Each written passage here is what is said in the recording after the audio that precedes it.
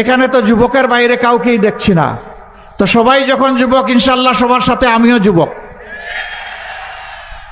ছাত্রীদের জন্য আমাদের অঙ্গীকার, মাস্টার্স পর্যন্ত তারা সম্পূর্ণ সরকারি খরচে লেখাপড়া করবেন ইনশাআল্লাহ।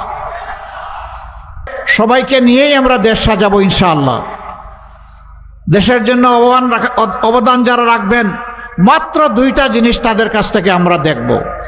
একটা তার পর্যাপ্ত যোগ্যতা ওই বিষয়ে, দ্বিতীয়টা হচ্ছে দেশের প্রতি তার দায়বদ্ধতা বা কমিটমেন্ট, যেটাকে আমরা দেশপ্রেম বলতে পারি।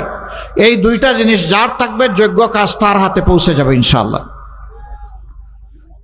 যারা আমাদের ছাত্র সমাজ রয়েছে, এর মধ্যে ছাত্রীদের জন্য আমাদের অঙ্গীকার, মাস্টার্স পর্যন্ত তারা সম্পূর্ণ সরকারি খরচে লেখাপড়া করবেন ইনশাআল্লাহ।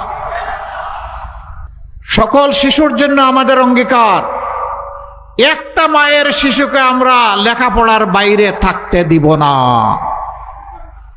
যে মায়ের, যে বাবার সামর্থ্য আছে তারা তাদের সন্তানকে লুক আফটার করবে, যার নাই ইনশাআল্লাহ রাষ্ট্র এবং সরকার তার দায়িত্ব নেবে।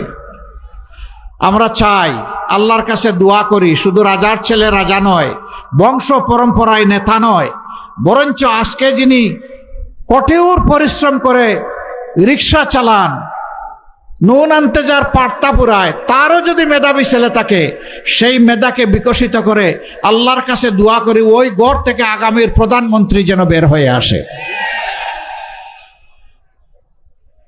তাহলে ওরা বুঝবে দুঃখী মানুষ কেমনে বেঁচে আছে, ওদের দায় দরদ বেশি হবে, আর ওই জমিদারি প্রথার রাজনীতি ভেঙে চুরমার হয়ে যাবে। প্রিয় দেশবাসী, দুইটা ভোট, প্রথমটা গণভোট, তাই না? গণভোটে কি বলবেন আপনারা? হা মানে আজাদি, না মানে গুলামি। আজাদি না গুলামি? আজাদি না গুলামি?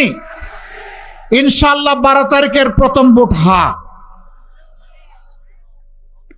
এই হা বলে বার্তা দিয়ে দিবে এখন থেকে মানবিক বাংলাদেশ হা। সমস্ত জনগণকে নিয়ে ইনশাআল্লাহ আমরা হাকে বিজয়ী করব। দ্বিতীয় ভোটটি হচ্ছে সরকার গঠনের ভোট। আমাদের অঙ্গীকার, চাঁদাবাজি আমরা করি না, চাঁদাবাজি কাউকে করতে দিব না। দুর্নীতি আমরা পছন্দ করি না, বগলের নিচে দুর্নীতিবাজদেরকে আশ্রয় দেব না। ব্যাংক ডাকাতি আমরা করি না, কোন ব্যাংক ডাকাতের সাথে আমাদের কোনো আপোষ রফা হবে না। মামলা বাণিজ্য আমাদের খাসলত নয়, মামলা বাণিজ্য যারা করেছে তাদেরকেও আইনের আওতায় আনা হবে। আমরা সকলের নিরাপত্তা এবং অধিকার নিশ্চিত করব ইনশাআল্লাহ।